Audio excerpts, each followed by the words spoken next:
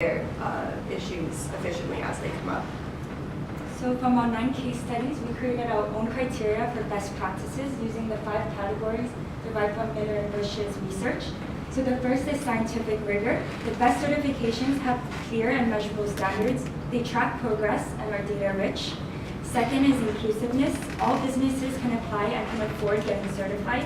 And they should also focus on small producers in developing countries because that's where most resources are extracted from.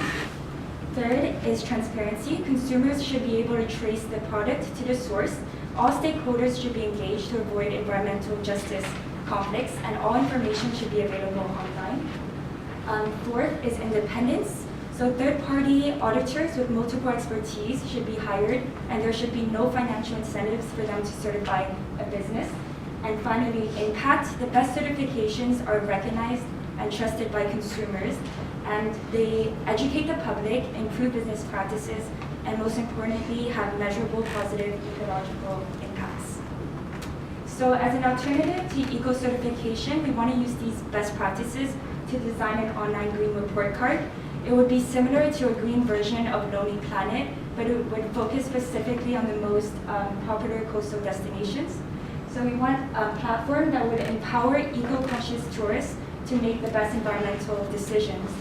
And we know that tourists have a lot of purchasing power in the coastal economies, and this influences the way businesses choose to perform.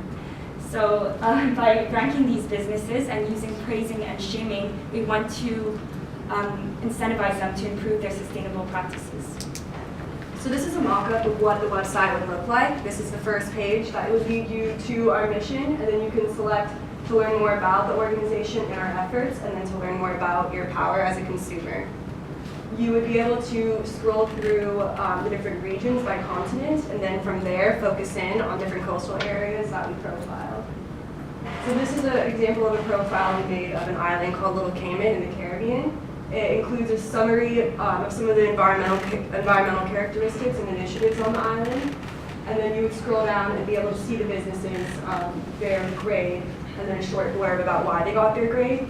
And then you would have the option to learn more about their grade and see the full comprehensive report card.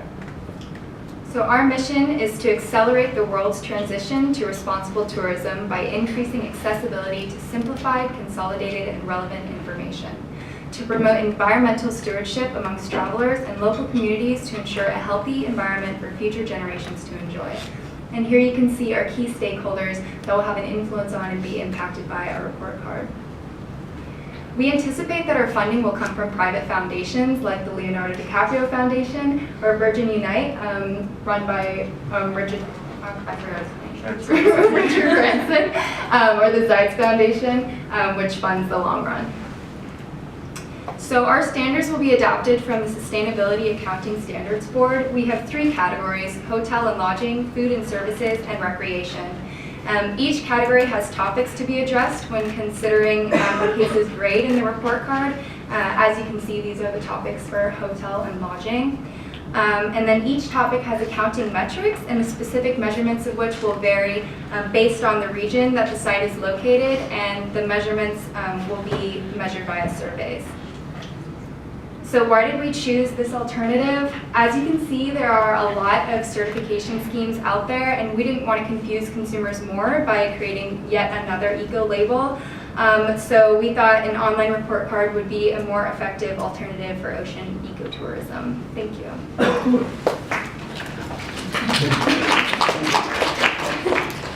So we are the marketing portion, and the mission of our project is to provide an analysis of campaigns across business sectors to evaluate an effective tourism marketing campaign that takes into account economic, social, and environmental interests.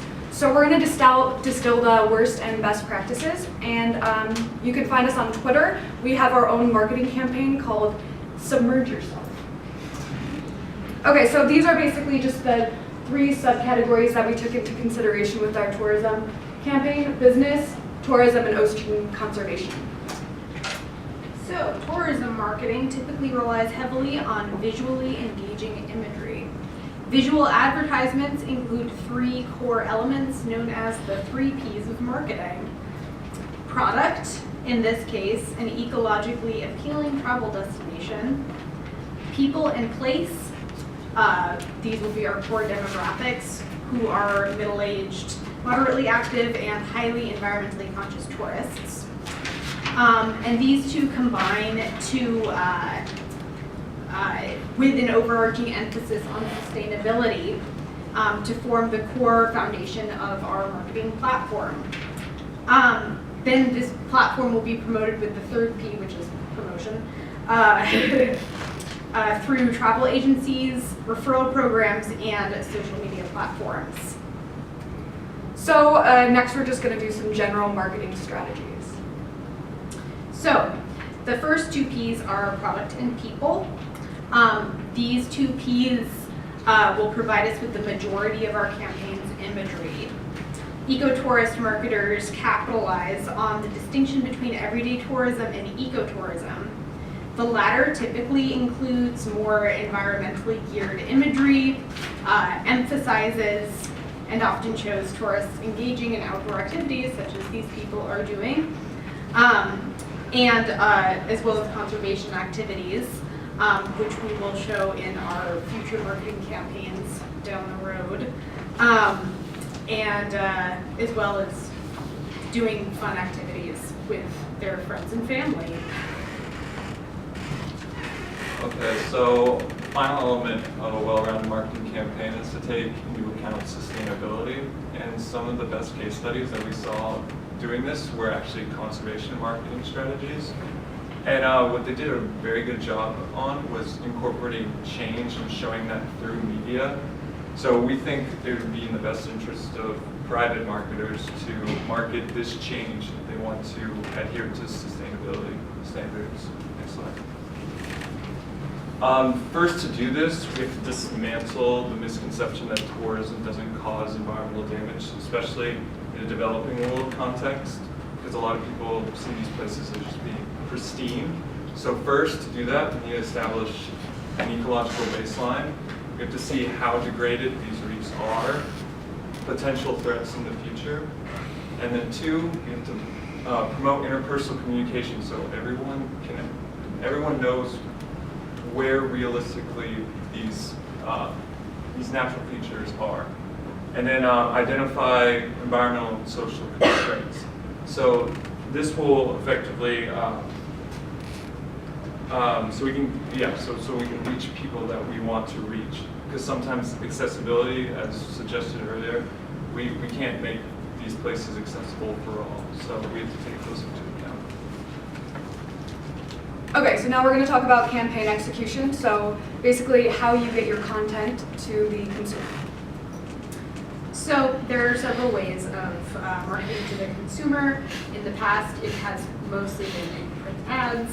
However, there is a growing trend amongst marketers these days using social media platforms. There are several reasons for this new phenomenon.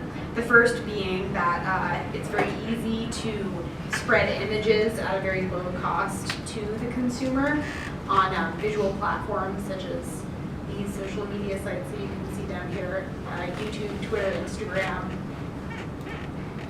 the one with the IN, Snapchat and Facebook, but that's LinkedIn, okay, LinkedIn. The second is that there's also a growing interest in promoting user-generated content. It's really important for social media users to feel like they are being seen. So for example, these three pictures here are taken directly from Instagram. They're all uploaded by tourists themselves under the hashtag Make Hawaii Happen, which was a marketing campaign by Hawaii a couple of years ago. Finally, more brands have also successfully adopted social media personas, which they use to communicate with customers online. So in this example, we have two brands that are engaged in a conversation on Twitter, Old Spice and Taco Bell, and they're using comedy really to just engage people and create a very personable image online. Okay, so to take advantage of free user-generated content, marketers can use search engine optimization, which pretty much, so if you have a large social media presence, then you can generate more user-generated content, which means that you can be more visible in search engines. The way Google's algorithm works is it's pretty much a popularity contest. So if you can get more people to talk about your brand online, you can be more visible on the first page of Google.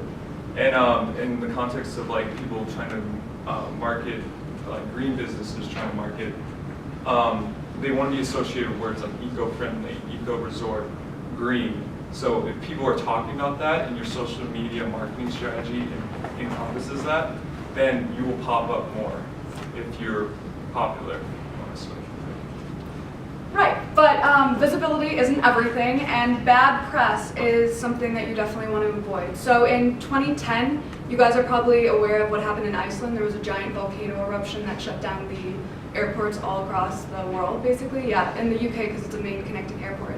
And so, inspired by Iceland was a campaign that was started by the Brooklyn Brothers, and basically it based on the campaign, Unite, Reward, and Share, they were able to avoid the statistics posed by the government on the decline in tourist arrivals. So you can't see right here, it was a GIF, but it's part of the promotional video Jungle Drum, and what they have is the cinematographer is a straight shot of the girl's face in the camera, and she's just talking about how much she loves Iceland for like 20 seconds, which is a lot of a 1-minute video. And what it does is it creates an empathetic relationship between the viewer and the speaker. And she even touches the camera and moves it over, so it's almost like she's physically touching you, so you can feel touched. Next.